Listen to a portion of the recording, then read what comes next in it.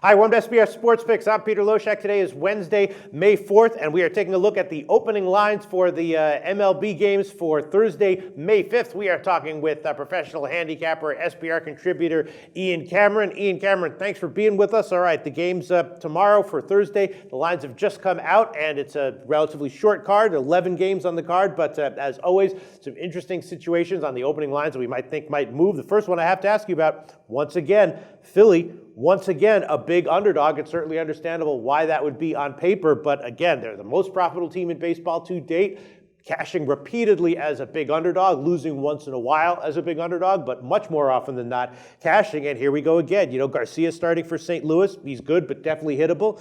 Eichhoff is starting for Philly. He's a decent, serviceable arm. And the opening line, plus 165. What do you think, Ian Cameron? Yeah, the Philadelphia Phillies manage another big underdog winner with Aaron Nola on the mound last night against this St. Louis team. A pitcher's duel, but they get that run to get the victory in that outing. We'll see how they fare here against Jaime Garcia. You know, he's a guy that's been a little bit of a mixed bag so far this season for the St. Louis Cardinals. Really solid start to the season, but last couple outings against Washington and Arizona, he's given up 4 runs in each of those starts. Did not last past the 6th inning in either of those outings, and St. Louis is now actually 0-3 in Jaime Garcia's last 3 starts. So a little bit of a concern here if you want to lay this kind of price with St. Louis. The concern I have, though, with the Phillies lineup against Garcia is lefties have been their weak point for sure with this Philly lineup. 169 batting average as a team against lefties, and averaging just 2.74 runs per game. So they might have some struggles hitting Garcia in this matchup. But again, if walks are an issue, which have been a problem for Garcia, 10 walks in his last 3 starts, maybe it gives the Phillies a chance. As long as they can get that one big hit with a guy on base, maybe they can get some things done here against Garcia. Jared Eichhoff, on the other hand, he's made 5 starts this season for the Philadelphia Phillies. You know, he's been pretty solid in most of them. He's allowed 3 runs or less in 4 of his first 5 starts. The one bad outing was at Milwaukee, where he got roughed up for 7 runs and 5.1 innings of work. Has not faced St. Louis in his career, so that could be a benefit to him.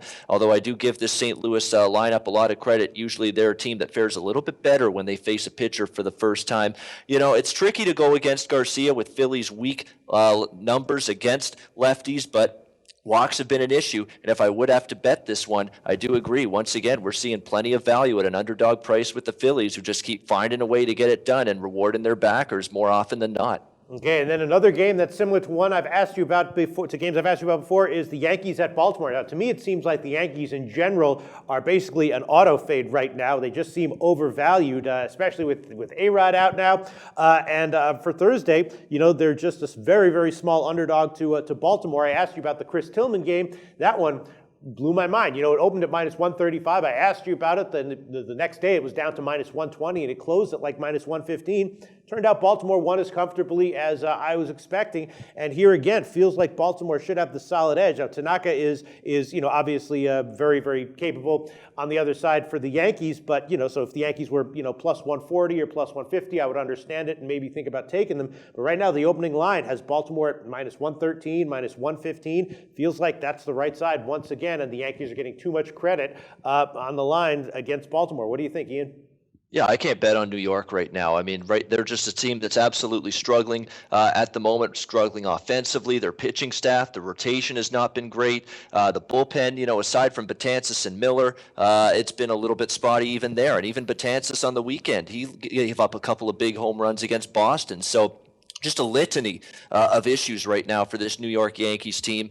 Kevin Gausman, we talked about him prior to his last start when he faced the Chicago White Sox with Matt Latos, and that was a tough loss for me. I had the White Sox in that particular game, and basically it was a tough one for Kevin Gausman. 3 runs on 4 hits and 6 innings of work. I had Baltimore in that game, and Kevin Gausman pitched well enough to get the victory, but only went 6 innings. The bullpen had a real rough go of it for Baltimore. You know, Kevin Gausman, though, to me overall, still a pitcher that I have some confidence in moving forward. I mean, 2 earned runs over those 6 innings in that start against the White Sox. Not bad. Prior to that, just 1 run allowed in 5 innings. However, the one reluctance I'd have here with Baltimore, even though I don't want a piece of New York, you know, if I had to bet this one, I'd look to the Orioles. But the one reluctance that I have about going against New York in this spot is Tanaka. Tanaka, for some reason, even though he doesn't throw hard, I mean, he throws a lot of slop up there. He tries to deceive batters, change speeds, mix pitches, work to both sides of the plate. Somehow that's working for him, and he's getting swings and misses. I mean, you look at the strikeout numbers, they're there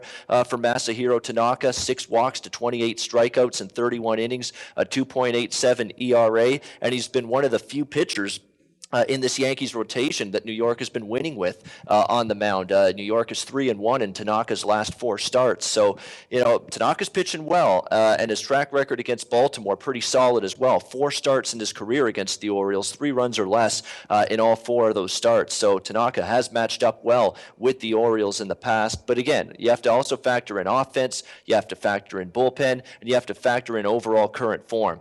And none of that right now is going in the Yankees' direction in their favor. So no way I take New York in this particular matchup. Again, I think Tanaka matches up well with Baltimore. It's why I would not be overly jumping at betting Baltimore here. But if I had to, I'd still bet the Orioles. We'll lean to the Orioles in this one, but probably will just be a lean for me. Right. So to sum up, Tanaka is pretty impressive, but the Yankees completely suck, and so therefore we would lean towards Baltimore at just this low line. All right. And then the next game I want to ask you about, here we go again. Alfredo Simon starting again, getting another start for Cincinnati, and he just has not had it, but they keep running him out there. I'm not exactly sure why. At some point this is going to end, but on Thursday we're going to get another start from Simon, and then backing him up is a terrible bullpen. So even, you're not even going to get it saved in the later innings. And so you would think that maybe you would expect Cincinnati to be a pretty healthy underdog here, but they're actually a slight favorite. Minus 110 at Pinnacle right now, minus 105 at Bookmaker, minus 112 at Bet Online. Now I know that Chase Anderson from Milwaukee has been getting crushed, and he'll probably get hit pretty hard again here. But I'm thinking that the side play here at this line has to be Milwaukee as a small underdog, and also think about the Milwaukee team total over and just the over in general at 9. But one way or another, betting on Simon to once again get hit. What do you think, Ian Cameron? No argument here. Absolutely no argument here whatsoever. I mean, Alfredo Simon has been my personal pitching punching bag here in the first month of this Major League Baseball season, and rightfully so. I mean, his numbers are absolutely dreadful. They're pathetic, really. Even in his last start, on the surface, you look at it, 3 runs on 6 hits in 4 innings, a little bit better. But boy, you needed to use 98 pitches in 4 innings. I mean, just awful. 24.5 pitches per inning for Simon in that last outing against Pittsburgh. He's laboring. He's in trouble, and basically every single inning that he pitches, just a disaster area right now for Cincinnati. And unfortunately, there's nowhere for manager Brian Price to go with this Reds rotation. He's dealing with injuries already on that rotation. Raisel Iglesias is on the DL. DeSclafani's on the DL. Homer Bailey's on the DL. Finnegan's on the DL now. John Moscott just went to the DL with a shoulder issue. I mean, this is just a mess of a rotation. There's no good arms for him to turn to with just a depleted starting rotation here in Cincinnati. So what do you got to do if you're Brian Price? You got to suck it up. You got to grin and bear it, and you got to put this stiff Alfredo Simon back out there every 5 days. He doesn't want to do that. Who the hell would want to do that? But he's got no choice in this scenario. So here we are again with the same old scenario and spinning our wheels with Alfredo Simon back on the mound. But hey, Brian Price's issues aren't going to make me too upset. It gives me another chance, gives us another chance. Yeah, absolutely. To go against Alfredo Simon in this particular start. No question about it. I mean, from a side perspective, he's backed up by a horrendous Reds bullpen. A Reds bullpen that has allowed at least a run in 21 straight games. That's hard to believe. That's just tells you how bad the bullpen is. Just no answers either. For shutting down opposing offenses in the latter innings of games that this Cincinnati team has. So it's just a recipe for what should be runs for this Milwaukee team. And let's give Milwaukee's lineup credit, Peter. They've perked up 32 runs in their last 4 games in good offensive form right now. They've hit well against the Angels early this week. So I like their chances of scoring some runs in this game. And on the flip side, though, the one issue I have is Chase Anderson. He hasn't shown any sort of ability to get hitters out consistently either. 5.55 ERA. He's been even worse in the shorter term. In his last 3 starts, he's allowed 17 runs on 28 hits. How about 6 home runs allowed by Anderson in his last 13.1 innings of work? 6 home runs in 13 innings. Do you think that's a good fit for Great American Ballpark here in Cincinnati, a home run hitting park? I don't think so. So it could be a rough go of it here for Chase Anderson. The over's 5-1. in the last 6 head-to-head meetings between these two teams. 9 it seems cheap to me. In a lot of National League games, 9 is a pretty expensive total to bet over. Maybe not in this matchup. Getting double digits in total runs here wouldn't be a surprise to me. So I'm looking for a slugfest here in Cincinnati on Thursday night. All right, that sure is how it's shaping up on paper, at least. All right, those are 3 nice games that we've touched on from the Thursday opening lines. We've got 8 other games on the slate. What else would you like to bring to our attention, Ian Cameron? Well, you know what? Washington is going to be an underdog. Great matchup. How about this? Washington and the Chicago Cubs on Thursday night. I don't want to bet against. I don't take betting against the Cubs lightly at all. I respect what they're doing. They're having a great series right now as we speak against Pittsburgh, on the verge of sweeping them as we record this video.